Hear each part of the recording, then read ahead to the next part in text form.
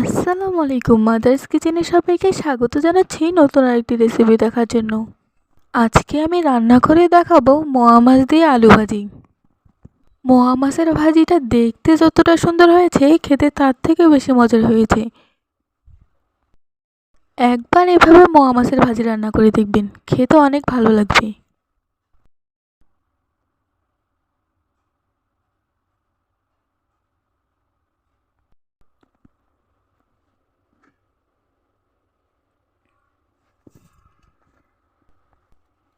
মোয়া মাছের ভাজি রান্না করার জন্য নিয়েছি মোয়া মাছগুলো ভালোভাবে বেছে ধুয়ে নিয়েছি।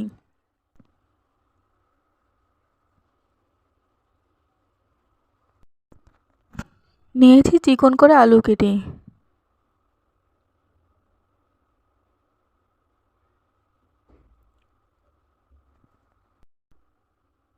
নিয়েছি পেঁয়াজ কুচি আর মরিচগুলো মাঝখান দিয়ে ছিঁড়ে নিয়েছি। পেঁয়াজ আর মরিচের পরিমাণ এই ভাজিতে একটু বেশি লাগবে।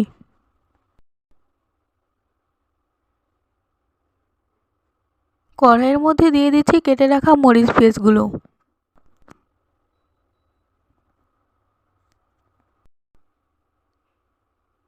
দিয়ে দিচ্ছি 2 চামচ হলুদের গুঁড়া। দিয়ে দিচ্ছি স্বাদ মতো লবণ। এখন পেঁয়াজ মরিচগুলোকে ভালোভাবে মাখাতে হবে। পেঁয়াজ মরিচটা যত ভালো মাখানো হবে তরকারিটা খেতে তত বেশি ভালো লাগবে। পেঁয়াজ মরিচ মাখানো হয়ে গিয়েছে। দিয়ে দিচ্ছি পরিমাণ মতো তেল। তেলের পরিমাণটা একটু বেশি দেব। মাছ ভাজিতে তেলের পরিমাণ বেশি দিলে খেতে ভালো লাগে। মাছ ভাজিতে তেলের পরিমাণ বেশি দিলে মাছ ভাজিটা মোলায়েম হয় আর দেখতেও ভালো লাগে। তেল দেওয়ার পর ভালোভাবে মেখে নিয়েছি। ভালোভাবে মাখানো হয়ে গেলে দিয়ে দিচ্ছি ধুয়ে রাখা মাছগুলো। আলতো হাতে মাছগুলো মাখিয়ে নেব, নাহলে ভেঙে যাবে। ভালোভাবে মাখানো হয়ে গেলে দিয়ে দিচ্ছি কেটে রাখা আলু। আলু দিয়ে ভালোভাবে মেখে নেব। মাছ ভাজিটা যত ভালো মাখানো হবে খেতে তত ভালো লাগবে।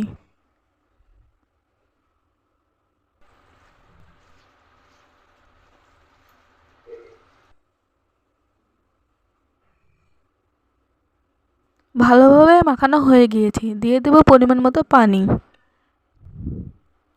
পানি দেওয়া হয়ে গেলে হাত দিয়ে সমান করে দিব।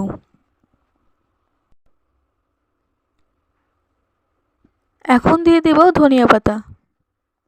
ধনিয়া পাতা দেওয়ার জন্য মাছ ভাজির টেস্টটা অনেক ভালো আসে আর খেতে অনেক ভালো লাগে।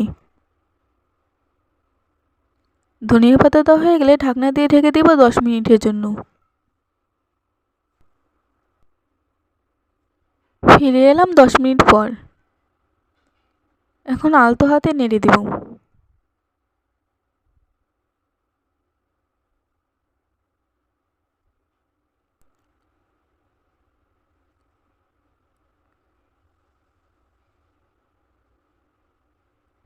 ভালোভাবে নেড়ে দেওয়া হয়ে গেলে ঢাকনা দিয়ে ঢেকে দেবো আরও 10 মিনিটের জন্য।